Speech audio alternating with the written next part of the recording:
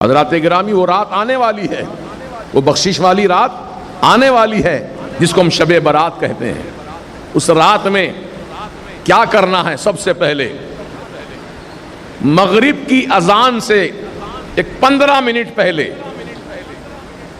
جیسے کہ 40-42 پر اذان ہو رہی ہے، تو آپ 5:25 پر بیٹھ جائیے ہاتھ میں تسبیح لے کر، اور 100 مرتبہ درود پاک پڑھیے،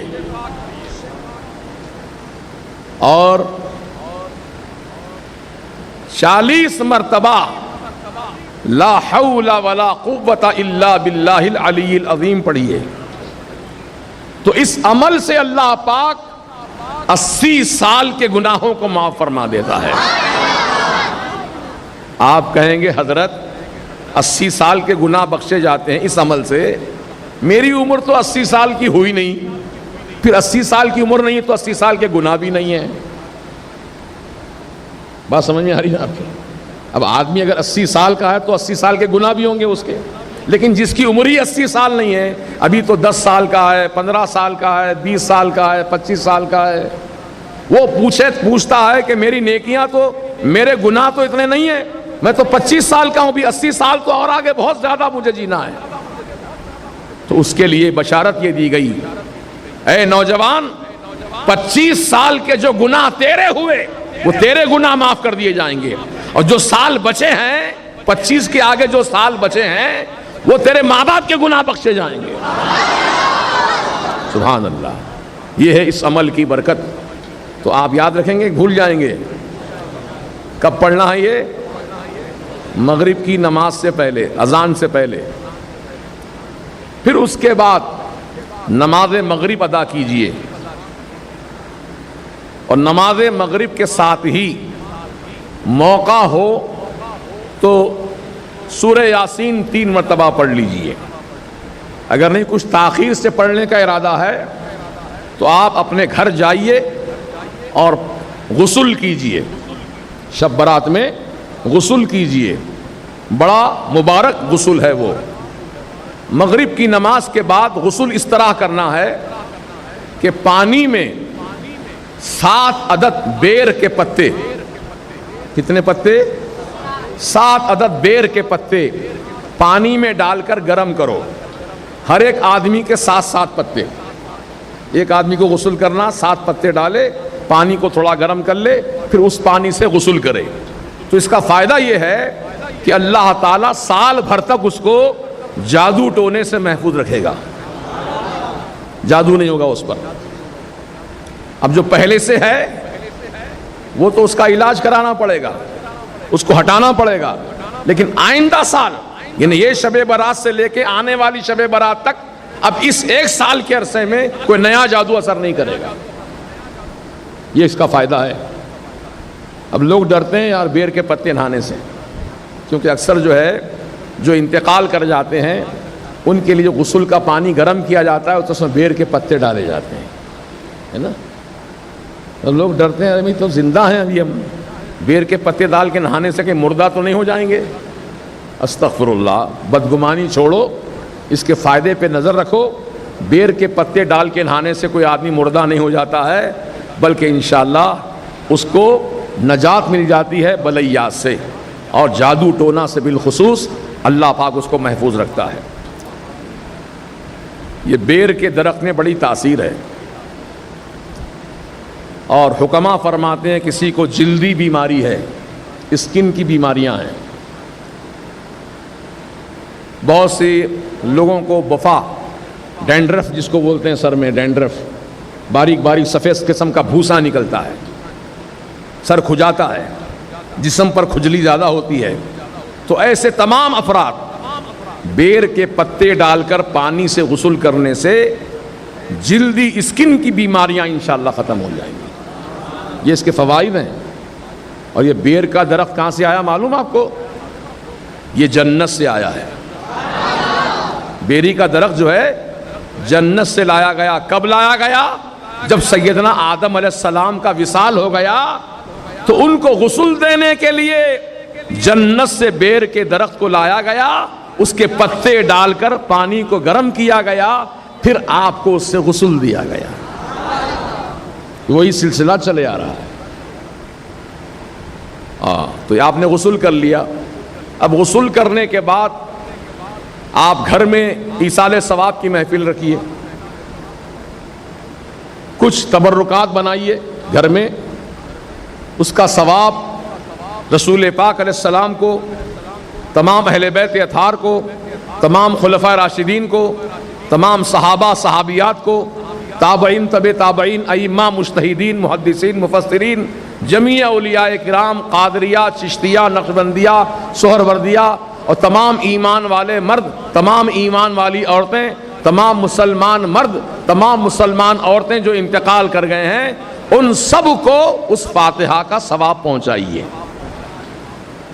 کرنا ضروری ہے کیا یہ؟ اکثر لوگ کہتے ہیں یہ کیا ہے، یہ حلوہ، تم لوگوں کو خالی کھانے پینے کے سامان معلوم، حلوہ، شب برات کا حلوہ، 11ویں کا تبرک، چھٹی کی نیاز، امام جعفر صادق کے کھیر پوریاں، یہ تم لوگوں کا دماغ پورا کھانے پینے میں رہتا ہے۔ الحمدللہ ہمارا دماغ کھانے پینے میں نہیں رہتا ہے، ہمارا دماغ بزرگوں کو ثواب پہنچا کر فائدہ اٹھانے میں رہتا ہے۔ ہاں؟ اب اس کا فائدہ کیا ہے سنو، کون فرما رہے ہیں؟ ہندوستان کے سب سے بڑے محدث، سب سے پہلے محدث حضور سیدنا شاہ عبد الحق محدث دہلوی رضی اللہ تعالیٰ عنہ فرماتے ہیں کہ متبرک راتوں میں مرحومین کی روحیں اپنے اپنے رشتہ داروں کے دروازے پر آتی ہیں اور باہر کھڑے رہتی ہیں، پھر وہ یہ دیکھتی ہیں کہ ان کے نام سے فاتحہ پڑھی جا رہی ہے کہ نہیں پڑھی جا رہی ہے، ان کے نام سے ایصال ثواب ہو رہا ہے کہ نہیں ہو رہا ہے۔ اگر وہ گھر میں خوشبو جل رہی ہے، حلوہ پراٹھا پہ فاتحہ پڑھی جا رہی ہے، یا بریانی پر فاتحہ پڑھی جا رہی ہے، ثواب ان مرحومین کو پہنچایا جا رہا ہے، تو وہ روحیں خوشی خوشی اس گھر کے دروازے سے واپس ہوتی ہوئی یہ دعا دیتی جاتی ہیں، اے اللہ پاک جن گھر والوں نے مجھے ثواب پہنچایا ہے، اے اللہ ان گھر والوں کو تو اپنی رحمتوں سے مالا مال فرما دے۔ اب جس گھر میں فاتحہ نہیں ہوتی مرحومین کے نام سے، جس گھر میں بہت سے ایسے گھر ہیں فاتحہ پڑھنے کو شرک سمجھتے ہیں، وہ لوگ بہت بڑا گناہ کا کام سمجھتے ہیں، معاذ اللہ، عقل مارے گئی ہے، اور کیا کر سکتے ہیں، عقل مارے گئی ہے۔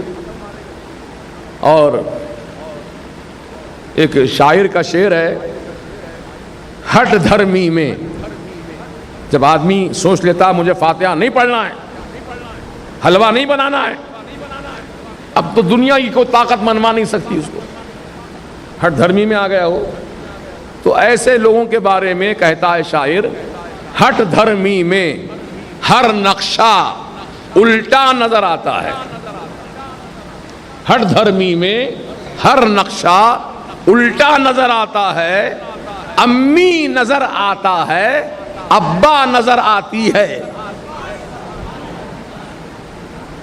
سمجھ رہے آپ؟ اس کو بولو لاکھ، ارے امی نظر آتی ہے بول، ابا نظر آتا ہے بول، کہتا نہیں امی نظر آتا ہے، ابا نظر آتی ہے۔ ہے کوئی علاج ہٹ دھرمی کا؟ حکیم سقراط بقراط کے پاس بھی اس کا علاج نہیں تھا، ہم کیا کریں گے علاج ان کا؟ یہ قسمت والے لوگ ہوتے ہیں جن کی تقدیر کو اللہ نے اچھا بنا دیا، یہ وہ لوگ ہوتے ہیں جو اپنے گھروں میں ایصال ثواب کی محفلیں قائم کرتے ہیں۔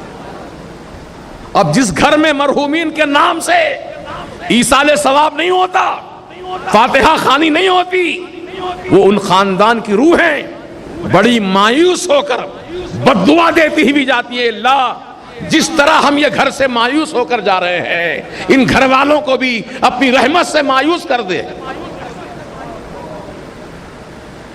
لو بد دعا، مرحومین کی بد دعا اثر کرے گی ضرور، بد دعا کا اثر ظاہر ہوگا، تباہ و برباد ہو جائیں گے۔ اگر خوش رہنا چاہتے ہو تو اپنے مرحومین کو خوش رکھو، ان کو خوش رکھو، تم بھی خوش رہو گے انشاءاللہ۔ اب حلوائی کیوں بنانا؟ کھٹا کیوں نہیں بنا سکتے؟ مٹھائی کیوں بنانا؟ تو اس کی وجہ ہے. کیا وجہ ہے؟ حضرت بی بی عائشہ صدیقہ رضی اللہ تعالیٰ عنہ سے پوچھا گیا تھا کہ اللہ کے رسول کیا چیز شوق سے کھاتے تھے، کون سی چیز شوق سے کھاتے تھے؟ تو حضرت ام المومنین بی بی عائشہ صدیقہ رضی اللہ عنہ نے فرمایا یحب العسل والحلوہ، سرکار کو حلوہ اور شہد بہت پسند تھا. اس لیے حضور کی پسندیدہ چیز ہم پکاتے ہیں گھر میں، خود بھی کھاتے ہیں، غریبوں کو بھی کھلاتے ہیں. حضور کو پسند ہے نا. کدو شریف حضور کو پسند ہے. تم بھی کدو زیادہ کھایا کرو، یہ نیت کر کے کھاؤ میرے آقا کو پسند ہے اس لیے میں بھی پسند کرتا ہوں. کھا رہے غذا لیکن ثواب بھی ملتا جائے گا، نیکیاں ملیں گی. سیدنا امام ابو یوسف رضی اللہ تعالیٰ عنہ جو امام اعظم رضی اللہ عنہ کے شاگرد رشید ہیں، امام اعظم کے شاگرد، کسی جگہ دسترخوان پر بیٹھے تھے، کھانے کی دعوت ہو رہی تھی، کدو شریف کا سالن دسترخوان پہ رکھا گیا. تو امام ابو یوسف بھی بیٹھے ہیں اور دوسرے بہت سارے احباب بیٹھے ہیں. تو کدو شریف کا سالن کھاتے کھاتے کسی نے کہا کہ اللہ کے پیارے رسول صلی اللہ تعالیٰ علیہ وسلم کو کدو شریف بہت پسند ہے، میں بھی پسند سے کھاتا ہوں. تو ایک آدمی ناپکار بیٹھا تھا اسی دسترخوان پر، کہنے لگا مجھے تو پسند نہیں ہے، مجھے تو پسند نہیں ہے کدو.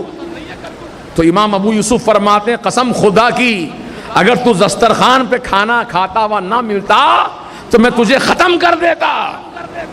حضور کی پسند کو تو نے ناپسند کہا، تجھے میں قتل کر دیتا. یہ تھا عشق رسول. یہ امام ابو یوسف کا فرمان ہے، یہ جو امام اعظم کے شاگرد رشید ہیں. اللہ اکبر. تو حضور کو جو پسند ہے ہمیں بھی پسند ہونا چاہیے. حضور کو شہد پسند ہمیں بھی پسند، حضور کو حلوہ پسند ہمیں بھی حلوہ پسند. ارے ایک صحابیہ تھی، ایک صحابیہ ہر جمعے کو حلوہ پکاتی تھی، حلوہ، اور پکا کر دروازے میں انتظار میں بیٹھتی تھیں. صحابہ کرام جب جمعہ کا دن آتا تو خوش رہتے تھے. کہا خوشی کی وجہ کیا ہے؟ تو کہا ایک تو جمعہ کی خوشی ہے، دوسرے جمعہ کی نماز پڑھنے کے بعد ہم کو کھانے کو حلوہ ملتا ہے اس لیے خوش ہوتے ہیں. ہر جمعہ کو حلوہ بناتی تھی صحابیہ. تو معلوم ہوا حلوہ پکانا، حلوہ بانٹنا، حلوہ تقسیم کرنا، حلوہ کھانا یہ رسول پاک کی بھی سنت ہے اور صحابہ کی بھی سنت ہے. بتلاؤں تمہیں کیسے کیا کیا نظر آتا ہے، بتلاؤں تمہیں کیسے کیا کیا نظر آتا ہے جس کی نظر جیسی ویسا نظر آتا ہے. تو انشاءاللہ جو چیزیں شب برات میں شروع رات میں کرنے کی ہیں میں نے آپ کو بتا دیا. یاد رکھیں گے کہ بھول جائیں گے؟ یاد ہے نا؟ عمل کیجئے، اپنے گھر والوں کو بھی سکھائیے، اپنے بال بچوں کو سکھائیے اور عمل کیجئے، انشاءاللہ فائدہ پائیے. اور اس رات میں قبرستان بھی جانا ہے اور قبروں کی زیارت بھی کرنی ہے.